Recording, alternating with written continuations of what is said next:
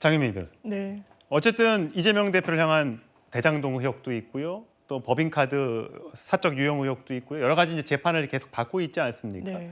만약에 조기 대선이 올 경우 그러면 그 많은 재판은 중단될 것이냐. 대통령이 된다면 그럼 재판을 어떻게 할 것이냐. 만약 선거법 재판이 대통령이 혹시라도 당선된 다음에 나오면 어떻게 할 것이냐. 뭐 이런 거 가지고 굉장히 논란이 많지 않습니까? 네.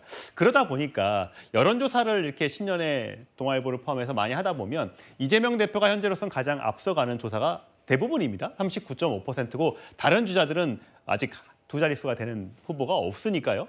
다음 거 볼까요? 예, 이건 중앙일보 조사인데 35, 866, 554 아주 비슷한 수치가 나왔고요. 그런데 하나 주목해 봐야 할 것은 이재명 대표를 좋아하는 분들도 있지만요. 또 그렇지 않은 분들도 있다는 겁니다. 어떻게 보면 신뢰도를 한번 볼까요? 예. 자, 이재명 대표를 신뢰한다 40일, 신뢰하지 않는다 50일 이런 여론조사가 있습니다. 물론 조사는 12월 10일부터 12일 탄핵 계엄 선포 직후에 있었네요. 자, 요 수치는 어떻게 보세요?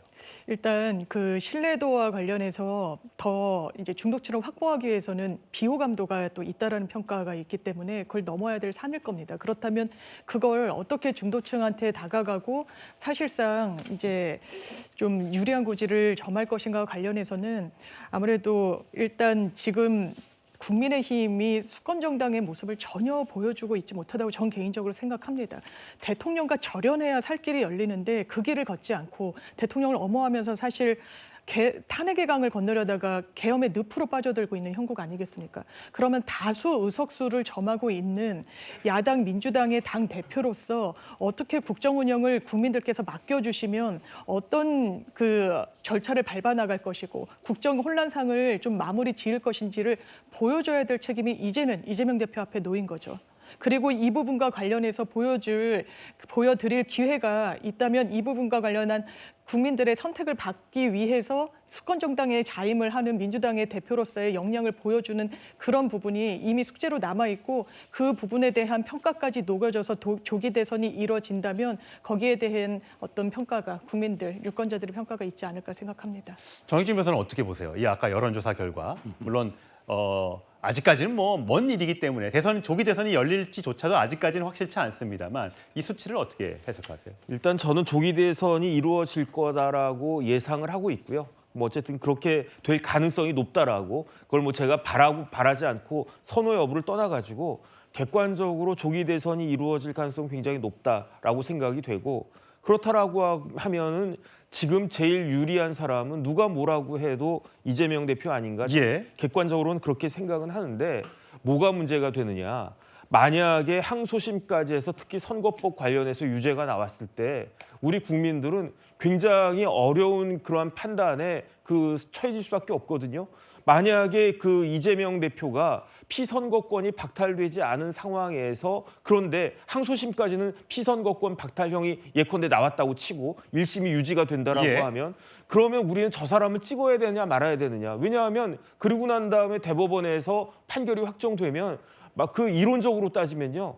우리나라는 올해 대선을 2번 치러야 되는 그런 일이 있을 수 있지 않겠습니까? 그러니까 이런 부분들에 대해서 헌재하고 대법원은요, 우리 국민들한테 하나의 가이드라인을 줘야 된다. 저는 반드시 줘야 된다. 그렇게 생각을 하고요. 그다음에 이제 두 번째로 장윤미 변호사님이 국민의힘이 과연 수권 정당이냐 그렇게 이야기를 했는데 저도 거기에 동의를 합니다. 그런데 또 저는 어떤 생각을 하냐면 그렇다라고 하면 더불어민주당은 수권 정당인가? 더불어민주당이 범야권 192석을 좌지우지하면서 지난 윤석열 정권 창출된 그때부터 지금까지 보여준 모습을 보면은 과연 민주당이 수권할 수 있는 그런 자격이 있는 정당인가? 저는 사실 굉장히 의문이 되는데 제일 중요한 건 뭐냐면은 만약에 이재명 대표가 대권을 잡게 되면 여당이 192석이 되는 겁니다. 아, 그러네요. 그러면 우리 국민들은 그야말로 한쪽으로 완전히 쏠려 있는 그 권력을 가진 그런 나라가 될 테인데 이런 체크 앤 밸런스를 생각할 때 그 부분이 많은 사람들이 고민할 포인트가 아닐까 싶습니다. 예, 알겠습니다.